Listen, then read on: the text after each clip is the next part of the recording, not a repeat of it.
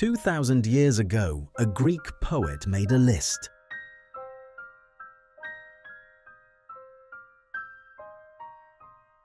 Seven structures, 7 civilizations, 7 impossible things. 6 of them are gone, destroyed by fire, earthquake, and time.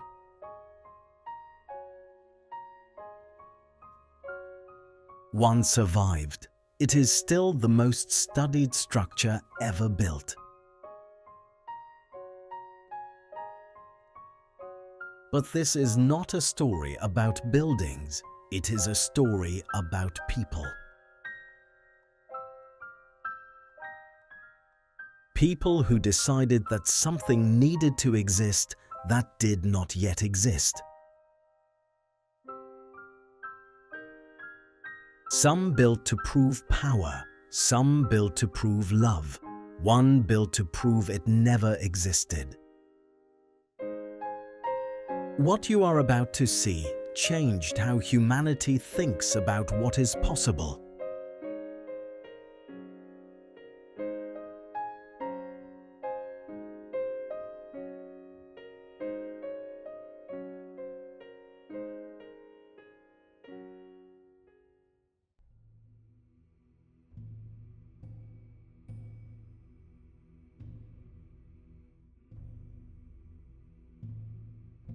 For 4,000 years, no human structure stood taller.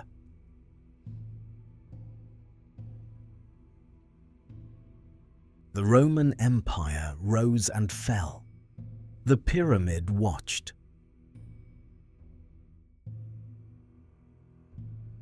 Christianity, Islam, the Renaissance, younger than this stone. 6.5 million tons of stone, 100,000 workers. 20 years, every day, without stopping.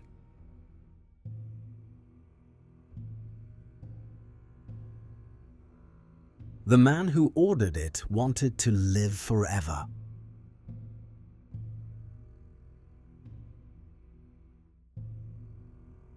His name was Khufu, and the pyramid was his answer.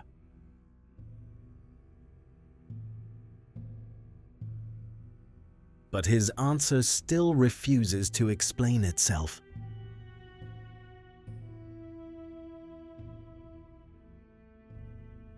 The tolerances are tighter than most modern construction achieves.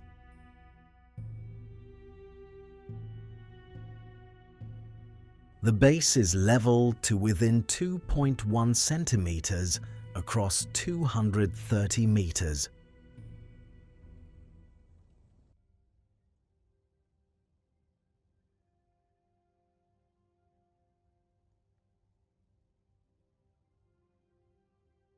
They had copper tools, wooden sledges, and human muscle. No iron, no wheels.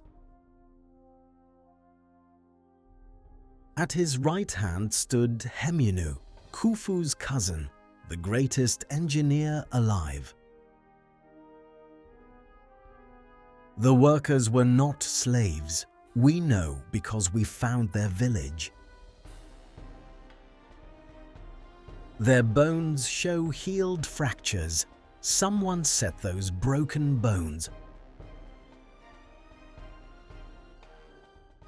They ate beef, better food than most Egyptians ever saw.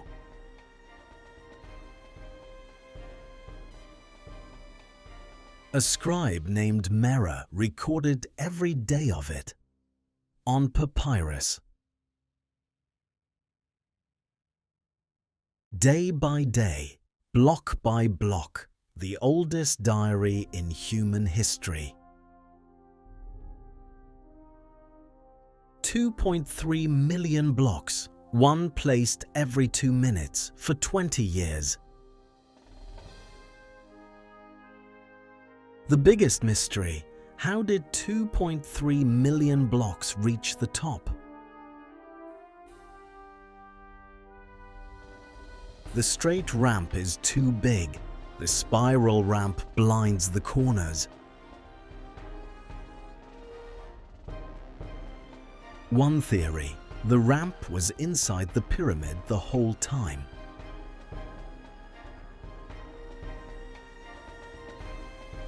In 2017, physicists found a hidden void, 30 meters long, still sealed. In 2023, another corridor was found. We cannot yet fit inside. The pyramid is still being discovered while you watch this.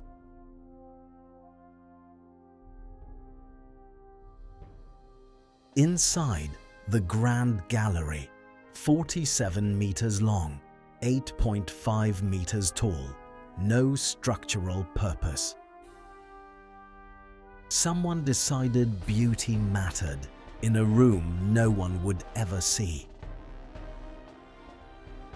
At the top, the King's Chamber, red Aswan granite, 900 kilometers away.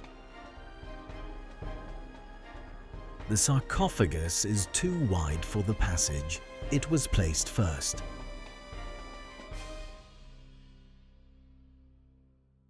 In one hidden space above, workers left graffiti. Friends of Khufu. Slaves do not write their names in the dark. These people were proud. The four shafts point to stars. The north shaft points to the pole, always. Khufu wanted his soul to travel north, to stars that never set. The pyramid was sealed, the body placed inside, the passages blocked.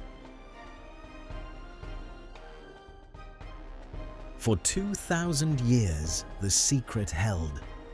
Then someone talked.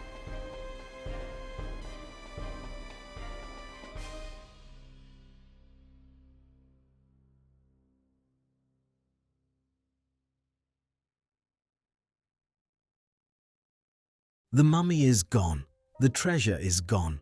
The casing was stripped for Cairo mosques. Khufu's plan failed. His body is gone. His eternity incomplete. And yet, you know his name, right now, in this moment.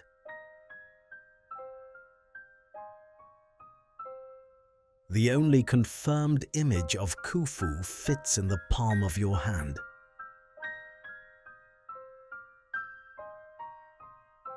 The builder of the largest structure on Earth, remembered by a thumb.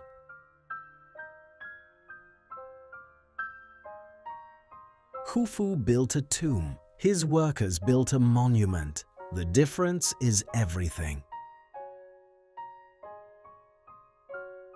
The pyramid teaches one thing. When humans believe hard enough, they build forever. The pyramid is still here. The man who built it wanted you to know he existed.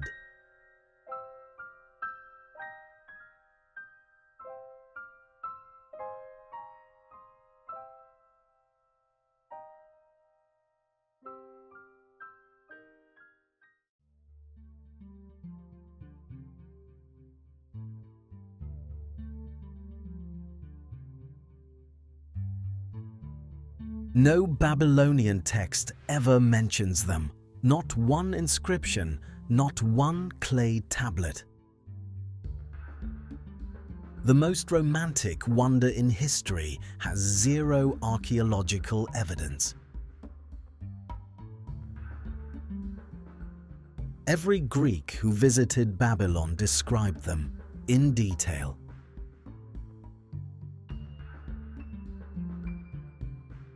The story begins with a king and a queen who missed the mountains. Amytis of Media.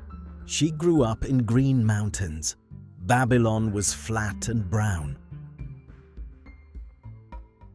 Nebuchadnezzar built her a mountain in the middle of a desert city. Or so the story goes.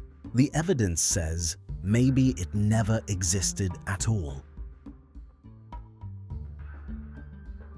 This is the only wonder that may be fiction. That is exactly what makes it a wonder.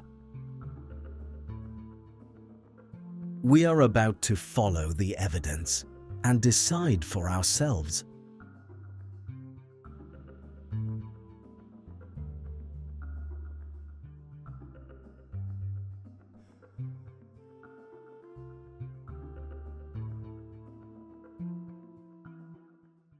Babylon in 280 BC was the largest city on Earth. Population 200,000. Nebuchadnezzar built the city that Alexander called the greatest on Earth. He conquered Jerusalem. He conquered Egypt. He rebuilt Babylon from the ground up. He also brought home a Median princess as his wife, a political marriage. Media was green, mountain streams, forests, cool air. Babylon was none of those things. The ancient sources agree she was homesick and he built for her.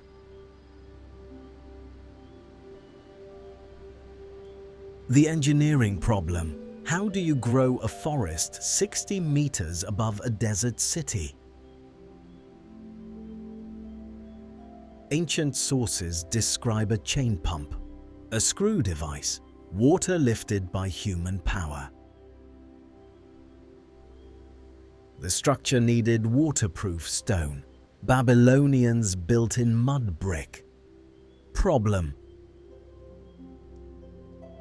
Diodorus describes stone vaults, lead sheets to waterproof them, plausible, absent. German archaeologist Robert Coldaway excavated Babylon for 18 years, found everything else. He found one anomaly: stone vaulted rooms near the palace with a well. He believed this was the gardens. Most scholars today disagree.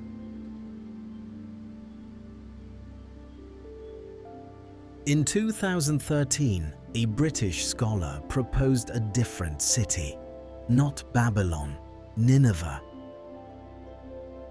Sennacherib's own inscriptions describe a garden with a water-raising screw in detail. The garden existed. It may simply have been in the wrong city all along. The debate is unresolved. Both cities are possibilities. Neither is proven.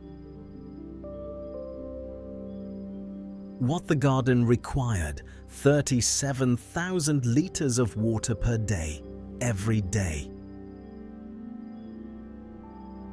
Plants from every corner of the known world, the first botanical garden in history. The sound of water in a desert city. That was the point. That was the memory. Amytis walked inside it. She heard the water. She smelled the cedar.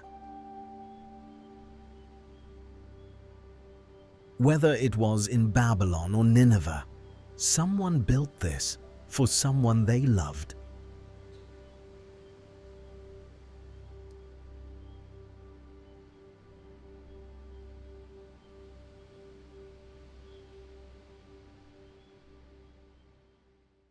Babylon fell in 539 BC, conquered by Persia, then Greece, then Rome. Alexander the Great died in Babylon in 323 BC. He never mentions the gardens. The man who catalogued everything he saw and said nothing about the gardens. 3 possibilities. They were destroyed before Alexander arrived.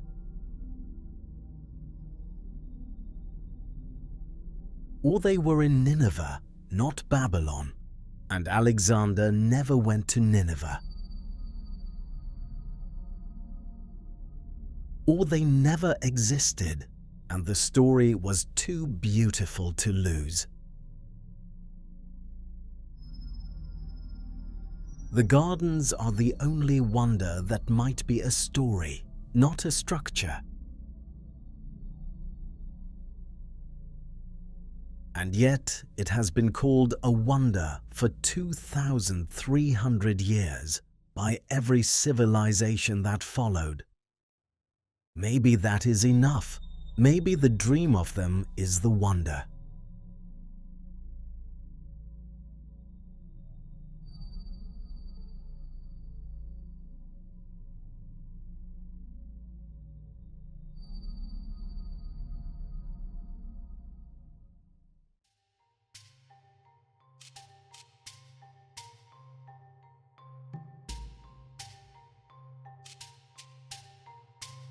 For 1,500 years, this light guided every ship in the Mediterranean.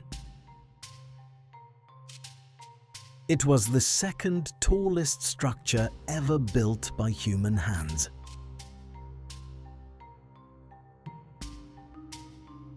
Three earthquakes destroyed it. Its knowledge was never rebuilt.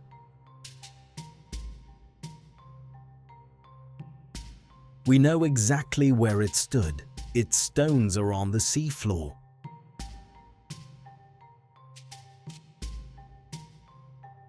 Its stones were used to build a fort. That fort still stands today.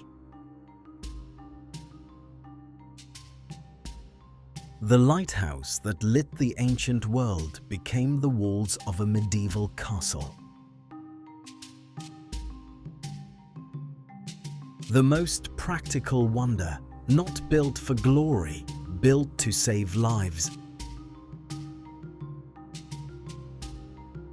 Every other wonder was built for one person. This one was built for everyone. The architect who built it found a way to put his name on it forever, secretly.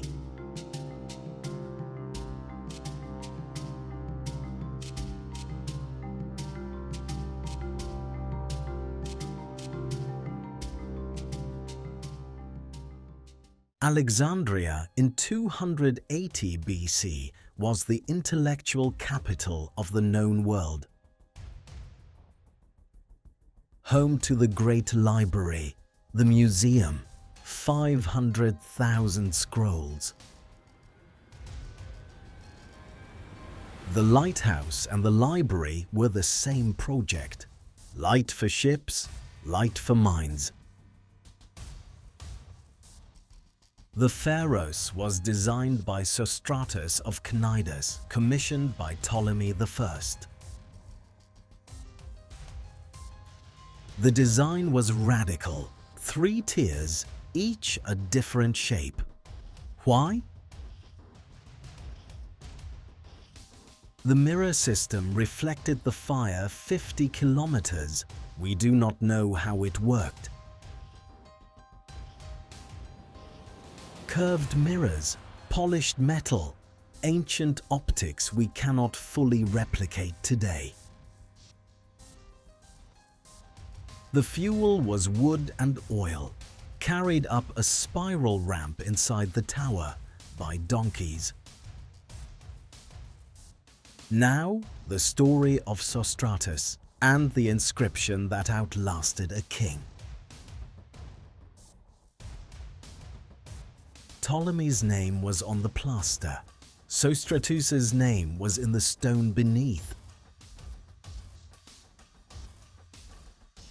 When the plaster fell, Sostratus's name was there. It has been there ever since.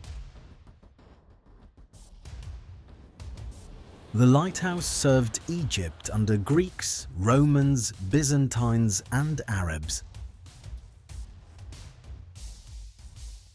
1,500 years of continuous operation, the longest-serving lighthouse in history. Sailors memorized its appearance. It was their first sight of civilization after weeks at sea. The Arabic word for lighthouse, manara, comes from Pharos, still used today. Julius Caesar saw it in 48 BC. It was already 230 years old. Cleopatra saw it. It was 200 years old when she was born. In 956 AD, the first major earthquake struck. The top tier collapsed. They repaired it. They rebuilt the top. The light returned. Then the second earthquake. 1375 AD, the final earthquake. What remained collapsed into the sea. In 1477, the Sultan Qaitbay built a fort on the ruins, using the lighthouse stones. In 1994, French divers found the lighthouse remains, still on the harbour floor. The lighthouse is down there. We can see it. We cannot rebuild what it knew.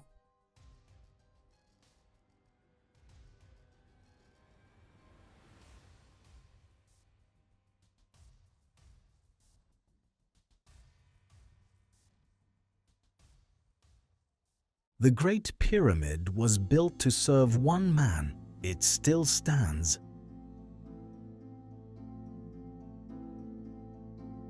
The lighthouse was built to serve everyone who ever sailed the Mediterranean. It is gone. We have lost the mirror technology. Modern engineers cannot fully replicate it. The Library of Alexandria burned. The lighthouse fell. The knowledge left with them. Sostratus built his name into the stone. The stone is now on the sea floor. His name is in ancient texts. He is remembered. The stone just cannot be read. The lighthouse was the most functional wonder, also the most completely lost. Every lighthouse built since is its descendant. Every sailor saved is its legacy.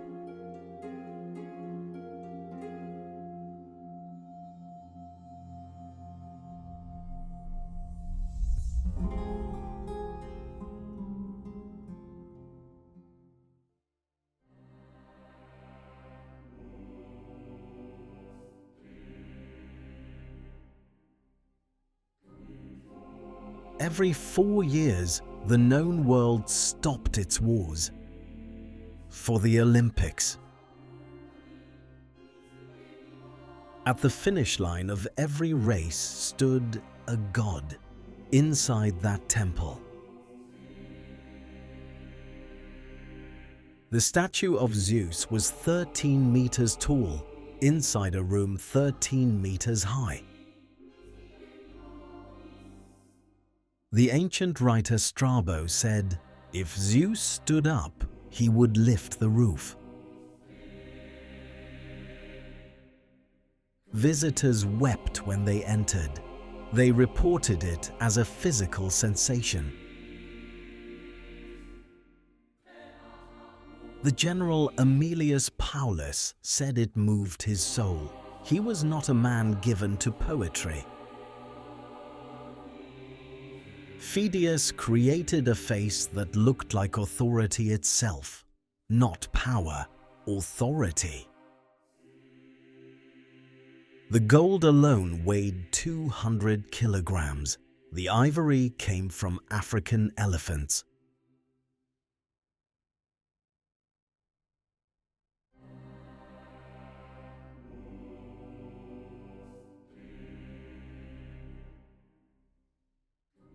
Phidias was the greatest sculptor in Greek history by universal agreement. He had already made the Athena for the Parthenon, 12 meters, also chryselephantine. The chryselephantine technique, a wooden armature, ivory for skin, gold for everything else. Ivory expands in heat, cracks in cold. The statue was a permanent maintenance problem. The floor of the temple was flooded with olive oil to keep the ivory from cracking.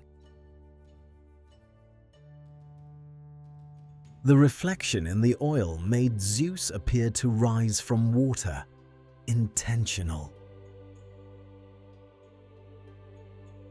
The throne was as complex as the statue, decorated with gods, heroes, and myths. Phidias was asked, "Where did you find your model?"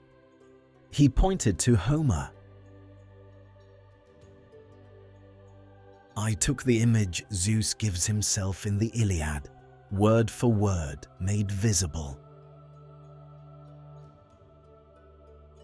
The Olympics continued for 1,100 years, every 4 years, under the gods' eyes.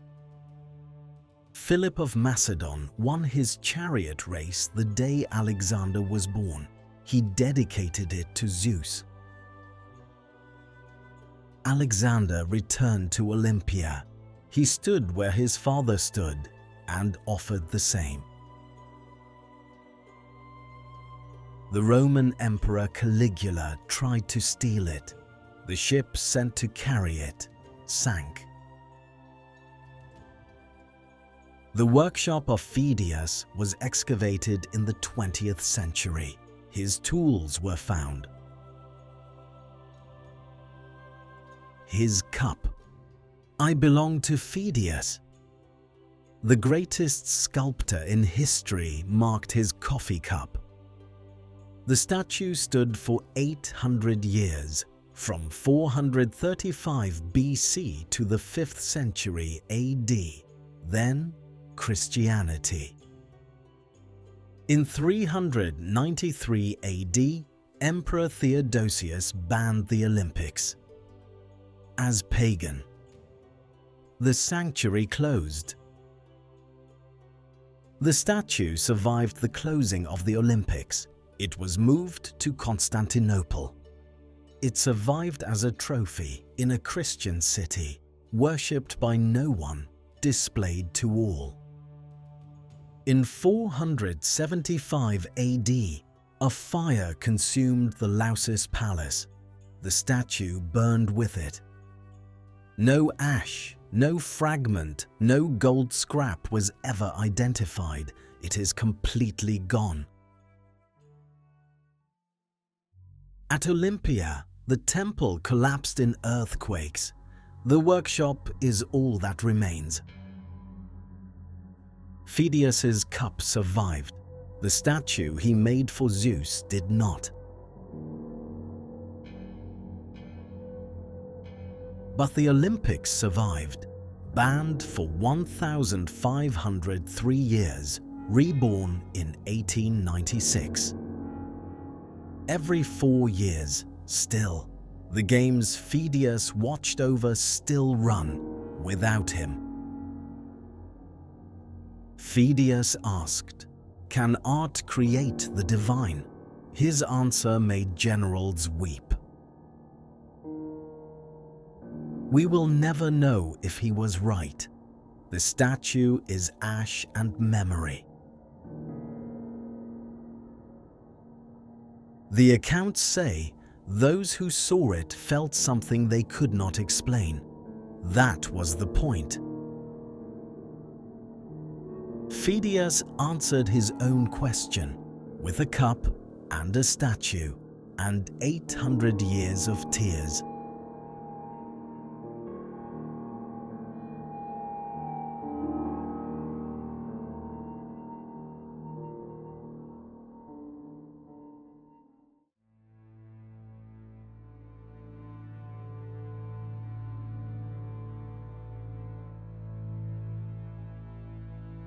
She buried her husband, then buried herself in building his monument.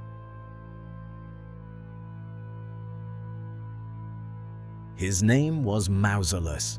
His tomb gave every language the word for tomb. The Lincoln Memorial, the Taj Mahal, Grant's tomb, all his descendants. The most imitated building type in history, and we have almost nothing left of the original. Mausolus and Artemisia were brother and sister, and husband and wife. When he died in 353 BC, she became sole ruler of Caria and began to build. Ancient sources describe her mixing his ashes into her wine every day. True or not, she built the most expensive tomb in human history, to prove she meant it.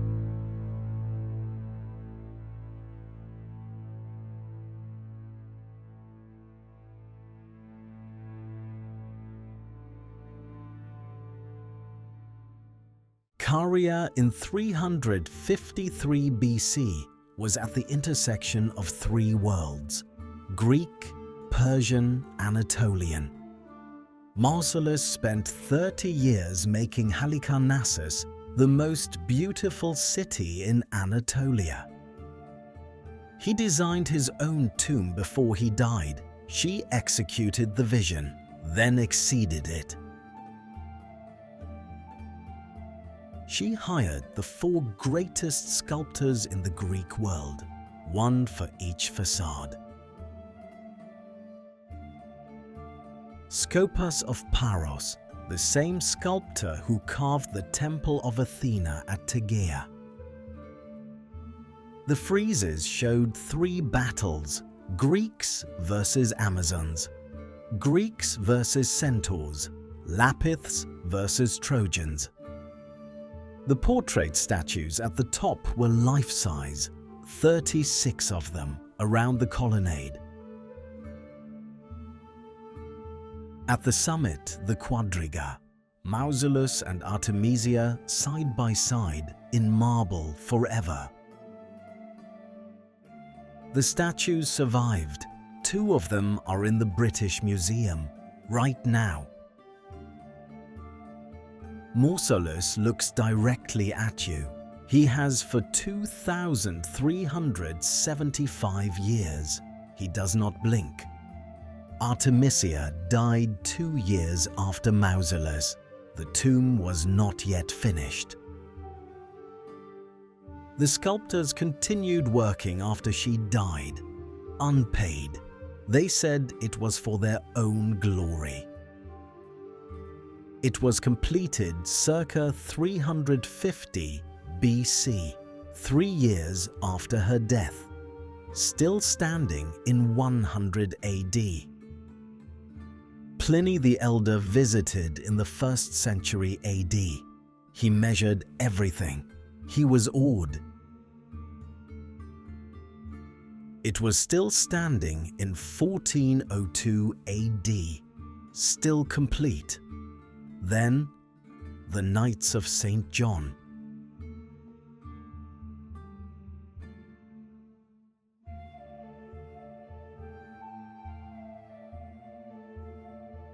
The Knights of St. John used the Mausoleum as a quarry for 40 years.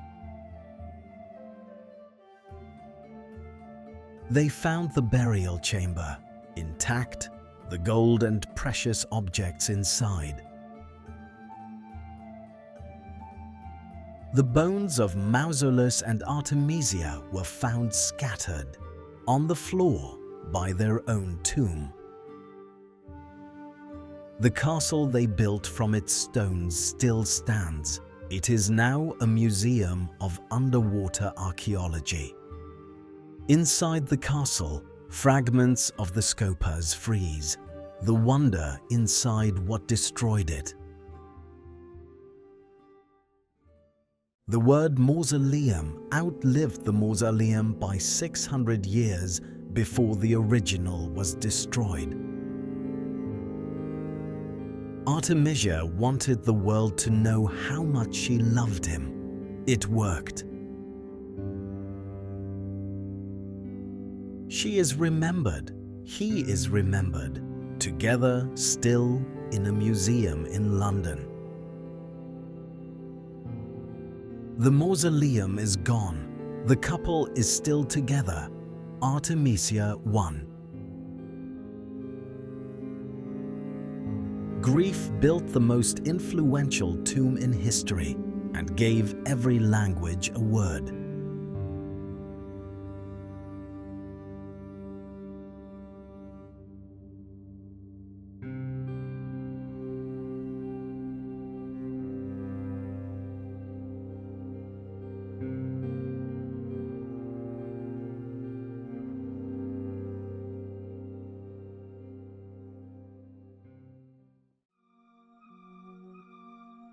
A man burned the most beautiful building in the world to be remembered forever.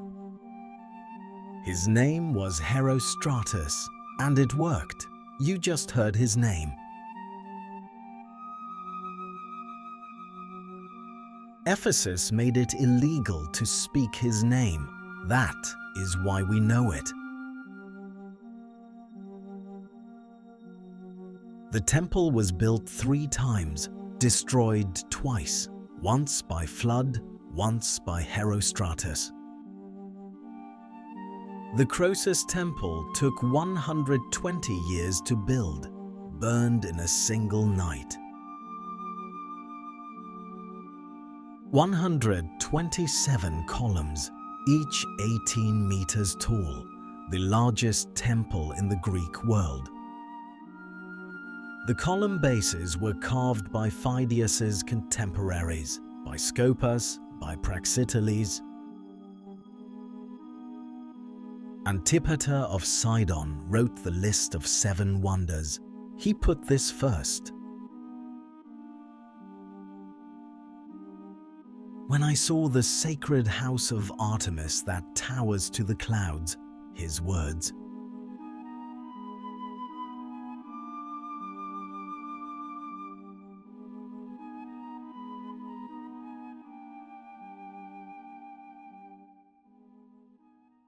July 21st, 356 BC, the night Alexander the Great was born.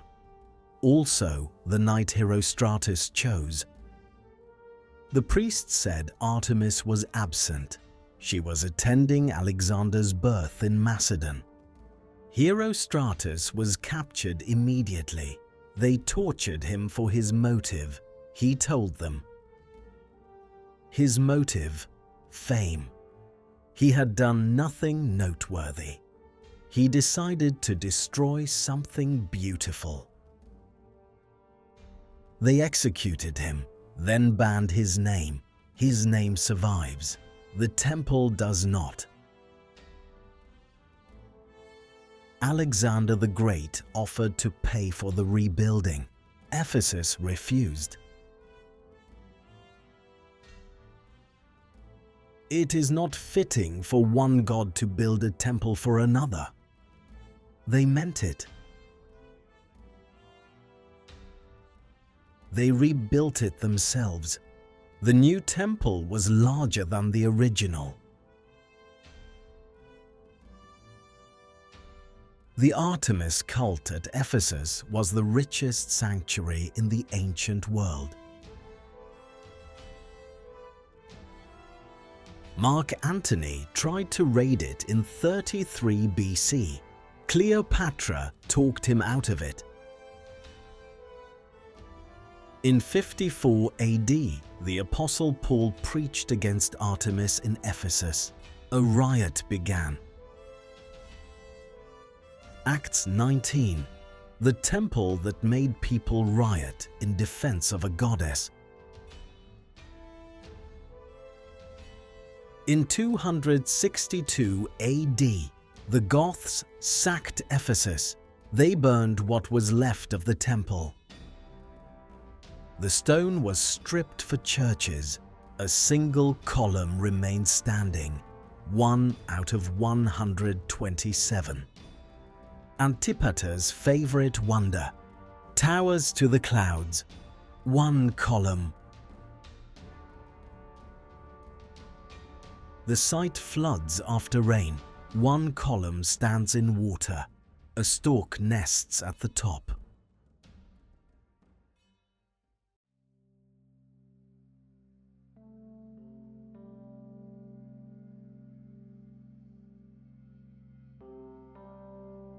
Here is what Herostratus understood that no one wanted to admit.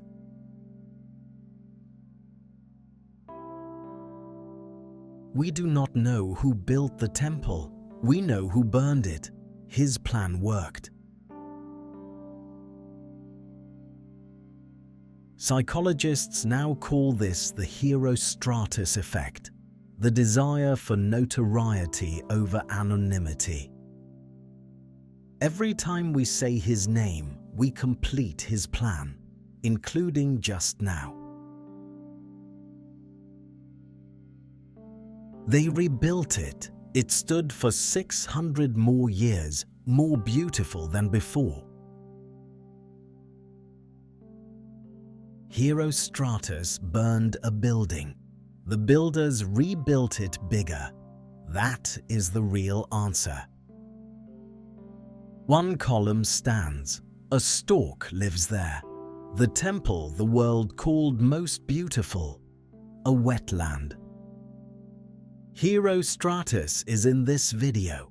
His plan is working. The temple is a swamp with birds. The only winning move was not to say his name. We failed. Every historian failed. The temple was the most beautiful thing in the ancient world, lost to one man's need for fame. The builders never got their glory. The stork doesn't know it's living in a wonder. One wonder left. The last story. The most epic ending in this entire list.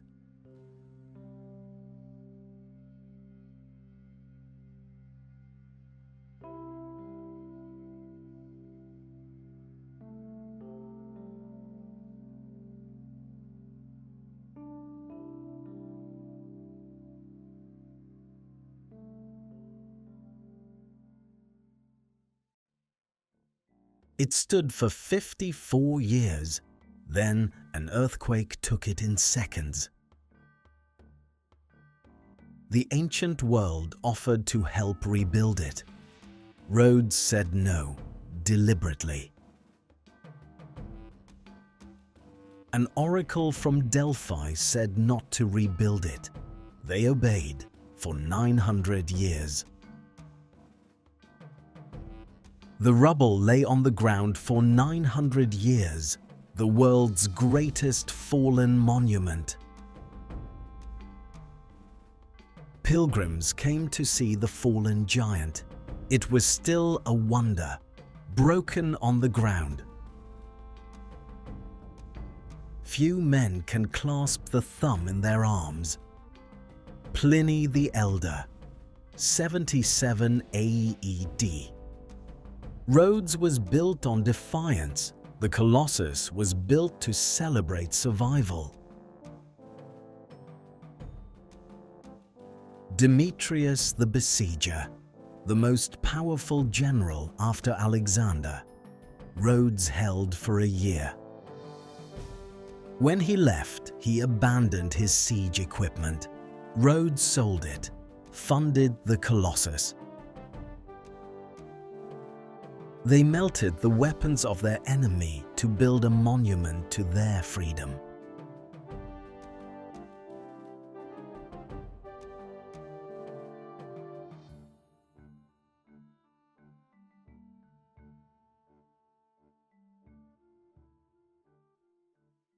Chares of Lindos, student of Lysippus, he built Alexander the Great's official portrait. 12 years to build, 300 tons of bronze, 15 tons of iron inside. Now, the most persistent myth about this wonder, the straddling harbour, wrong? The straddling image was invented in the 16th century by someone who never visited. Ships could not wait for the statue's legs to open. Physics made the myth impossible. The real statue was on land. It was still 33 meters of solid bronze. Still a wonder. Helios, the sun god, Rhodes's patron deity, the god of light and sight and truth. Rhodes was the wealthiest trading city in the Aegean. The statue announced, "Look here." Then, 226 BC, the earthquake, the worst in the eastern Mediterranean in centuries. The statue cracked at the knees, the weakest point of the internal structure. 33 meters of bronze. It fell toward the harbour. The impact was heard across the island. The statue that took 12 years to build fell in less than 10 seconds. The ancient world responded immediately.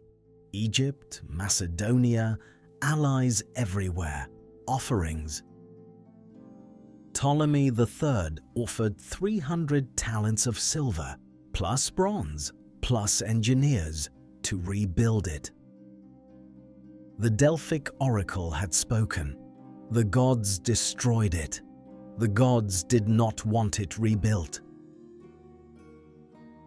Rhodes refused the offer. They refused every offer. For 900 years, they refused. Other earthquakes struck Rhodes. The city rebuilt itself every time, not the Colossus.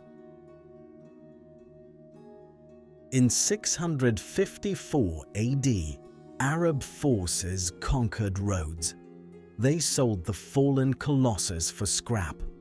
900 camels to carry it, according to one Arab chronicler. Every piece gone.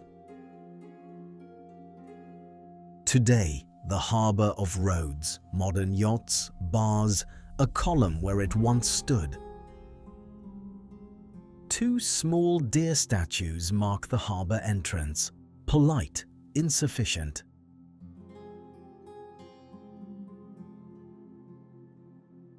No bronze, no foundation, no verified location. The Colossus has no confirmed site.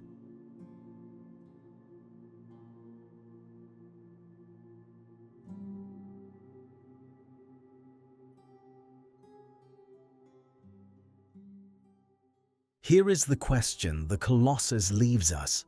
Think about it carefully.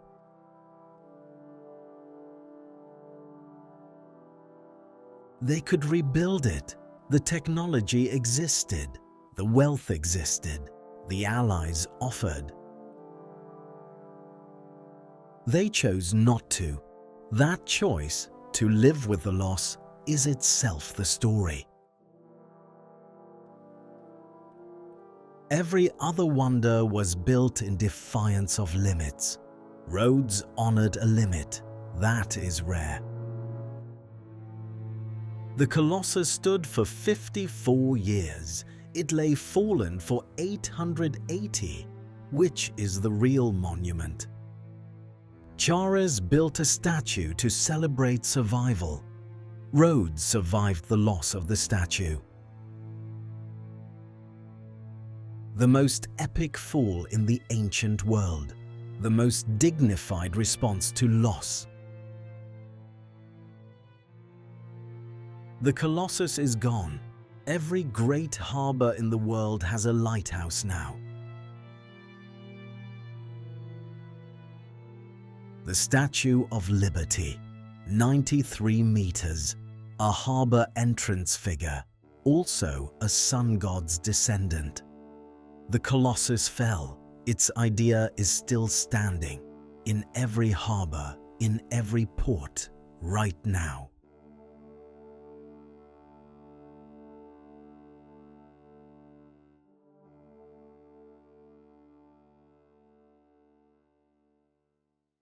Seven wonders, seven civilizations, seven answers to the same question.